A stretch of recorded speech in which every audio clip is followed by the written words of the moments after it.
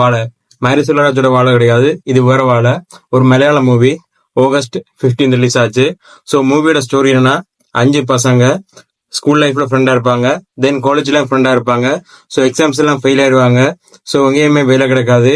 தென் அவங்க கூட படிச்சவங்க எல்லாம் பிளேஸ் ஆகிட்டு இருப்பாங்க. ஸோ ஃபேமிலி தர ஸ்ட்ரகிள்ஸ் அண்ட் சொசைட்டில இருந்து வர ப்ரெஷர் இதெல்லாம் எப்படி மெயின்டைன் பண்றாங்க, அந்த ஸ்ட்ரகிள்ஸ் எல்லாம் எப்படி தாண்டி போனாங்க, அதான் படத்தோட கதை. அண்ட் வழக்கமான ஃப்ரெண்ட்ஷிப் மூவிஸ் மாதிரி இருக்காது, ரொம்ப டிஃப்ரெண்டான ஃப்ரெண்ட்ஷிப் மூவி. அண்ட் அந்த கேரக்டர் பில்டிங் இருக்குல்ல, மூசா கேரக்டர் அண்ட் அஜய் தாமஸ் கேரக்டர்லாம் செம்மையா பில்ட் பண்ணியிருந்தாங்க. ஸோ என்னைக்குமே படம் லேக் அடிக்காது. ஃபர்ஸ்ட் ஹாஃப் கொஞ்சம் காமெடி இருந்தாலும் செகண்ட் ஹாஃப் ரொம்ப எமோஷனலாக கனெக்ட் ஆகும். அண்ட் பசில் ஜோசப் கூட கேமி ஒரு மாதிரி கொஞ்சம் நடிச்சிருந்தாரு. பசில் ஜோசப் வந்தாலே படம் மினிமம் சக்சஸ் மாதிரி தான் இப்போ போயிட்டு இருக்கு.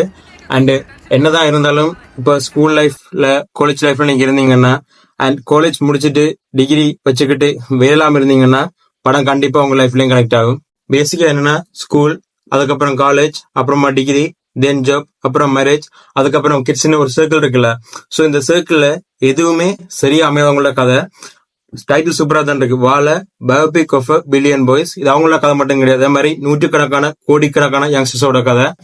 அண்ட் படத்தோட கிளைமேக்ஸ்ல அப்பா மகன் 2 பேருக்கு முன்னாடி பொண்டிங்க ரொம்பவே ரியலிஸ்டிக்கா ரொம்ப யதார்த்தமா காட்டி இருப்பாங்க. இது வரைக்கும் நான் பார்த்த எந்த படத்துலயுமே இவ்வளவு யதார்த்தமா அந்த பொண்டிங்க யாருமே காட்டினது இல்ல.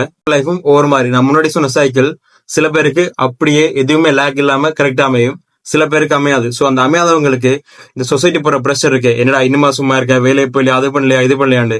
ஸோ அந்த ப்ரெஷரை தாண்டி அந்த ப்ரெஷர்ல இருக்கிறவங்களுக்கு கண்டிப்பா நம்ம பேரண்ட்ஸை நான் ப்ரௌட் ஆக்கணும்னு தோணும்.